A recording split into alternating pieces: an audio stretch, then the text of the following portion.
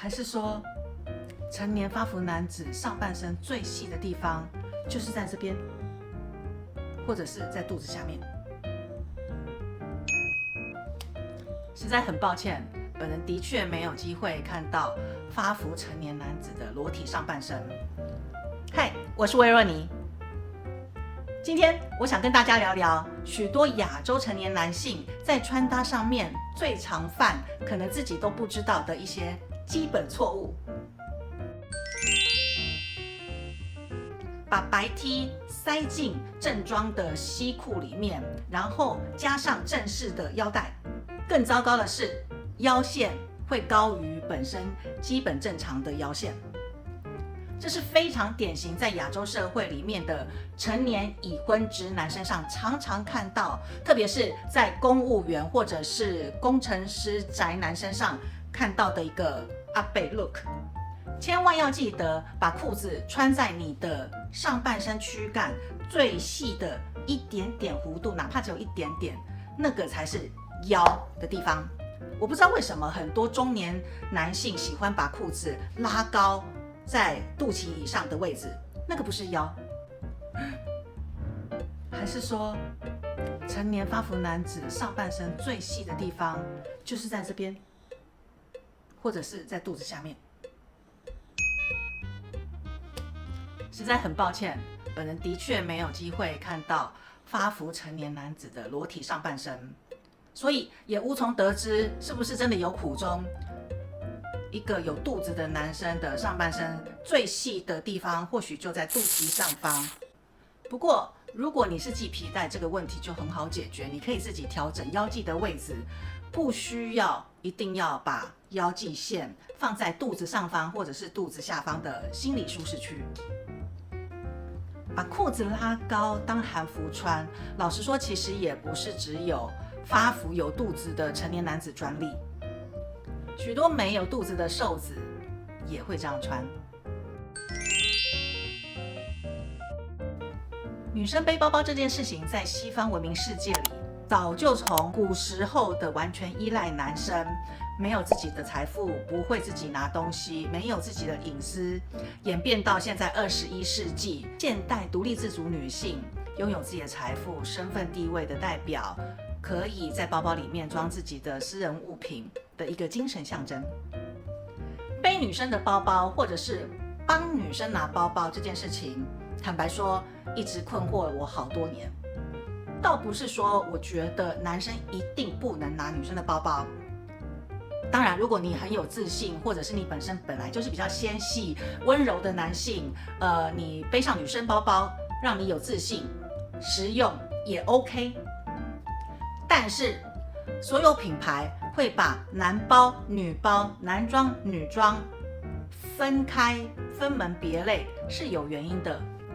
男生的体型跟女生的体型本来就有存在的天生的差异，所以所有的品牌设计部门在设计包款会针对男生的身体设计出不一样的尺寸、颜色以及材质的包包。个人认为，如果你是基于礼貌或者是一时半刻的女生手上太多东西需要协助，你当然可以帮她拿包包是没有问题的。但一出门就一直背着女包是怎样啊？女生手上空空，你是没有手自己拿吗？你当然可以背女包，或者是帮忙拿女包，没有什么对错，但就是不好看。更别说现在很多女包的设计是非常迷你的尺寸，放在男生身上只会显得比例很突兀。55分这个比例在很多男生的穿搭上面都看得到，上衣跟下身的比例看起来是50-50，这边还没有把腿的比例算进去哦。只要你的穿衣造型上半身跟下半身款式的视觉比例是55，那就完全无法凸显你的优点。当你的裤子是宽跟长的版型，这边的长指的是超过脚踝的长度。记得千万不要穿高帮的鞋子，不管是皮鞋或者是球鞋，因为你的裤管会挤在一坨，看起来实在是很打妹。我们这边讲的是经典常青的基本款式哦，不是那种追时髦、赶趋势的 oversize 或者是紧身衣那种。穿衣服这件事情不是顾到肩线、胸线，扣子扣得起来就好。任何会让你肚子炸开来的上衣都不是对的尺寸，不但不好看，你也不舒服吧？穿着皱皱的衣服出门，特别是那些正式的衬衫或者是比较挺一点的衣服，它本身材质就不是皱的，拜托，出门前请先熨烫整理一下。不过你如果真的很懒的话，麻烦你去挑选那种有添加防皱功能的材质。大胆彩度高的颜色，像是红色、黄色以及橘色这种颜色，通常显得活泼以及温暖，特别它也是显得比较膨胀。当然，如果你是一个底气很足、非常有自信，喜欢穿这种很正的、彩度很高的颜色，也 OK。但真的要小心，因为多数人，如果你底气不足、气场不足，或者是气质细节稍微没有注意到，穿这种颜色衣服的人很容易显得俗气。当然，近年来的男装多了一些清新的选项，比方说是彩度比较低、比较 refresh 的浅粉色。最后一个，虽然跟直观的穿搭衣服的选项、比例、颜色搭配没有什么直接关系，但我觉得是重中之重。